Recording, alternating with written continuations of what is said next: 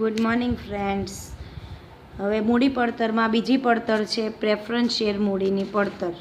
તો preference share મૂડીમાં પણ ડિબેન્ચરની જેમ જ બે પ્રકાર છે, એક તો પરત કરવાપાત્ર અને પરત ન કરવાપાત્ર, એટલે કે રિડીમેબલ પ્રેફરન્સ શેર અને ઇરિડીમેબલ પ્રેફરન્સ શેર.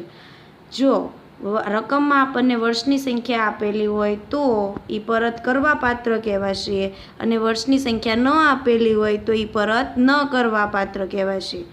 બંનેમાં સૂત્ર ડિબેન્ચર જેવા જ આવશે, ખાલી રેટ ઓફ ઇન્ટરેસ્ટ એટલે કે આરની જગ્યાએ ડિબેન્ચર ઉપર રેટ ઓફ ઇન્ટરેસ્ટ વ્યાજનો દર હોય એટલે એ આર લખતા હતા, અને પ્રેફરન્સ શેર ઉપર ડિવિડન્ડ મળે એટલે કે ત્યાં ડી લખવાનું છે. જો આપણને વર્ષની સંખ્યા આપેલી હોય તો આપણે સૂત્ર મૂકવા, એટલે એ રિડીમેબલ પ્રેફરન્સ શેર ગણવાના અને સૂત્ર મૂકવાનું કેપી. કેપી એટલે શું થાય? Cost of preference share. જો ડિબેન્ચર હતું તો કોસ્ટ ઓફ ડિબેન્ચર એટલે કે ડી લખતા હતા. આમાં કેપી બરાબર ડી પ્લસ 1/n કૌંસમાં એફ માઇનસ પી અપોન 1/2 કૌંસમાં એફ પ્લસ પી ઇન્ટુ 100. એટલે જો ડી એટલે શું કહેવાશે? ડિવિડન્ડ. અહીંયા ડિબેન્ચરમાં આપણે ડીની જગ્યાએ આર લખતા હતા, બાકી આખું સૂત્ર સેમ રહેતું હતું. આમાં પણ એમ જ છે. અહીંયા ડીની જગ્યાએ ડિવિડન્ડ, પછી એન એટલે કે વર્ષની સંખ્યા, એફ એટલે કે મૂળ કિંમત, પી એટલે કે પ્રાપ્ત થતી કિંમત એટલે કે ખર્ચા હોય તો ખર્ચા બાદ કરી નાખવાના, વટાવ હોય તો વટાવ બાદ કરવાનો, પ્રીમિયમ હોય તો પ્રીમિયમ પ્લસ કરવાનું. ત્યાર પછી જો રકમમાં વર્ષની સંખ્યા ન આપેલી હોય તો એ પરત ન કરવા પાત્ર ડિબેન્ચર ગણવાના, પ્રેફરન્સ શેર કહેવાય, એટલે કે ઇરિડીમેબલ પ્રેફરન્સ શેર. એમાં સૂત્ર કેવું આવશે? તો KP is equal to D upon N into 100. ઓલામાં શું આવતું હતું ડિબેન્ચરમાં? તો કે KD is equal to R upon P into 100. તો અહીંયા ખાલી આપણે આરની જગ્યાએ ડી મૂકવાનો છે. હવે ઉદાહરણ જોઈએ. પીટર હોટલાઇન કંપનીએ 100નો એક એવા 10% સાદા પ્રેફરન્સ શેર મૂળ કિંમતે બહાર પાડ્યા છે. આ શેર બહાર પાડવાનો ખર્ચ 5% થયો છે. તેની મૂડી પડતર શોધો. જો આ શેર 6%ના પ્રીમિયમથી અથવા 6%ના વટાવથી બહાર પાડવામાં આવે તો બંને સંજોગોમાં મૂડી પડતર શોધવાની છે. તો પહેલાં આપણને શું કીધું કે મૂળ કિંમતે, તો કેટલાનો શેર છે? 100નો. એના ડિવિડન્ડ દર કેટલો છે? 10%. અને બહાર પાડવાનો ખર્ચ કેટલો થયો છે? 5%. હવે પહેલું મૂળ કિંમતે શોધવાનું કીધું છે. તો મૂળ કિંમતે પ્રેફરન્સ શેરની મૂડી પડતર, તો ડી બરાબર કેટલા થશે? 10. મૂળ કિંમત હોય, આમાં ક્યાંય આપણને વર્ષની સંખ્યા નથી આપેલી એટલે કે પરત ન કરવા પાત્ર, તો એનું સૂત્ર શું થાય? કેપી બરાબર ડીના છેદમાં પી ઇન્ટુ 100. તો ડી એટલે કેટલા છે? ડિવિડન્ડ દર 10%. પી એટલે પ્રાપ્ત થતી કિંમત, તો કેટલાનો છે? 100નો. કોઈ ખર્ચો આપેલો છે? તો કે હા. કેટલો ખર્ચો છે? 5%. એટલે કેટલા થાય? 100 માઇનસ 5% એટલે કે 95 રૂપિયા. તો હવે ડી એટલે કેટલા લખશું? 10 છેદમાં પ્રાપ્ત થતી કિંમત કેટલી છે? 95 ગુણ્યા 100 એટલે આપણને જવાબ મળશે 10/95 ગુણ્યા 100 એટલે 10.53%. જો આપણને આમાં દર્શાવ્યું હોત કે આટલા વર્ષે પરત કરવાના, તો સૂત્ર બીજું આવે, તો અહીંયા આપણે એફ પણ ગોતવું પડે. હવે જો 6%ના પ્રીમિયમથી, તો લખીએ 6%ના પ્રીમિયમથી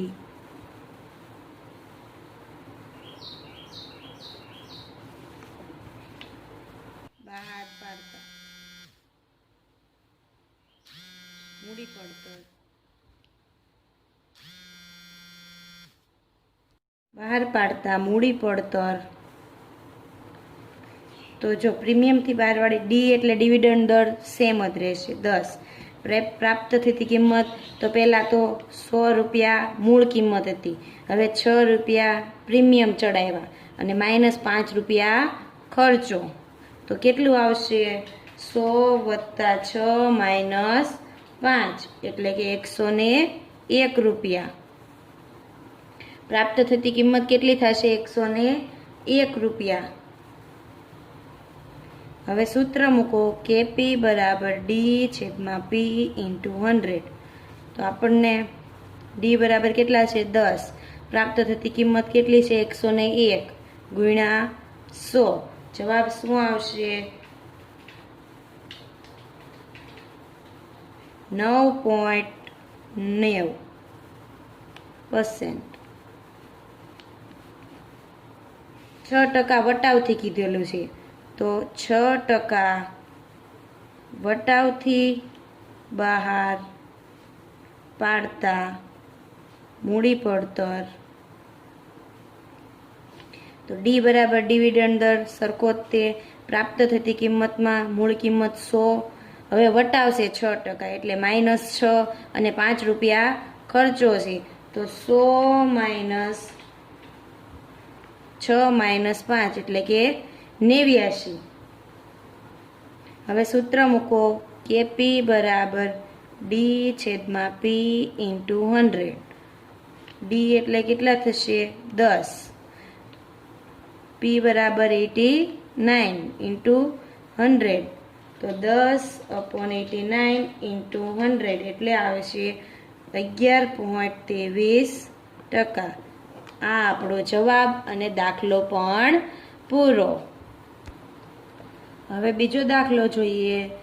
સનરાઈઝ લિમિટેડ 120નો એક એવા 500 પ્રેફરન્સ શેર 10%ના ડિવિડન્ડવાળા 10% વટાવે બહાર પાડ્યા. તો ડિવિડન્ડનો દર કેટલો છે 10%, વટાવ કેટલો છે 10%. ત્યાર પછી પ્રેફરન્સ શેર 5 વર્ષ પછી સરભર લિમિટેડે ₹120નો એક એવા 500 શેર 10%ના ડિવિડન્ડવાળા 10% વટાવે બહાર પાડ્યા છે. આ પ્રેફરન્સ શેર 5 વર્ષ પછી સરભર કિંમતે પરત કરવાના છે. એટલે જો અહીંયા ભૂલથી 2 વાર આપી દીધેલું છે. આમાં જો આપણને 5 વર્ષ પછી કીધેલું છે કે 5 વર્ષ પછી આ ડિવિડન્ડ પરત કરવાના છે, એટલે કે 120નો ભાવ છે, 500 પ્રેફરન્સ શેર છે અને 10%ના ડિવિડન્ડ છે અને 10% વટાવથી બહાર પાડેલા છે, આટલું વધારાનું છે. ત્યાર પછી 5 વર્ષ પછી પરત કરવાના છે, તો આપણને વર્ષની સંખ્યા આપેલી છે, એટલે આ કેવા શેર કહેવાય પરત કરવા પાત્ર. કેટલા વર્ષ પછી કરવાના છે 5 વર્ષ પછી. પ્રેફરન્સ શેર બહાર પાડવાનો ખર્ચ 4000 થયું છે. જો 4000 એટલે બધા પ્રેફરન્સ શેર દીઠ થયું છે. હવે લખીએ, જો પરત કરવા પાત્ર છે એટલે આપણે સૂત્ર કયું આવશે કે પી is equal to D plus 1/n કૌંસમાં એફ માઇનસ પી છેદમાં 1/2 કૌંસમાં એફ પ્લસ પી ઇન્ટુ 100. તો ડી એટલે ડિવિડન્ડ દર કેટલો છે 10%. પછી એન એટલે વર્ષની સંખ્યા કેટલી છે 5 વર્ષ. ત્યાર પછી એફ ફેસ વેલ્યુ કેટલી છે, મૂળ કિંમત કેટલી છે 120, અને પી એટલે પ્રાપ્ત થતી કિંમત. તો પ્રાપ્ત થતી કિંમત એટલે 120 અને કેટલા 10%ના વટાવે બહાર પાડેલા છે, તો 120ના 10% એટલે કેટલા થાય 12. પછી 4000 ખર્ચ. પ્રાપ્ત થતી કિંમત એટલે વટાવ પણ બાદ કરી નાખવાનો અને ખર્ચ પણ બાદ કરી નાખવાના. તો જો 4000 છે ને એ total preference share 500 preference share ઉપરનો ખર્ચ છે, તો એક પ્રેફરન્સ શેર ઉપર કેટલો ખર્ચ થાય, તો ટોટલ 400 ને પ્રેફરન્સ શેર 4000 ને પ્રેફરન્સ શેર કેટલા છે 500, તો આપણને ખર્ચ કેટલો થશે એક શેર દીઠ 8 રૂપિયાનો. તો અહીંયા કેટલા કરવાના 8. ફરીવાર જો 10%ના વટાવે છે એટલે કે 120ના 10% એટલે કે 12 રૂપિયા બાદ કર્યા અને ખર્ચો આપણને ટોટલ રૂપિયામાં આપી દીધેલો છે કે 4000નો ખર્ચો થયો, તો આપણે શેર દીઠ ખર્ચો ગોતવા 4000ના છેદમાં 500 શેર હતા એ 500 મૂક્યા અને આપણને જવાબ મળ્યો 8. હવે 120 માઇનસ 12 માઇનસ 8 એટલે પ્રાપ્ત થતી કિંમત થશે 100 રૂપિયા. હવે સૂત્રમાં બધી રકમ મૂકીએ. ડી એટલે શું થાય ડિવિડન્ડ 10 રૂપિયા. વર્ષની સંખ્યા કેટલી છે 5 વર્ષ.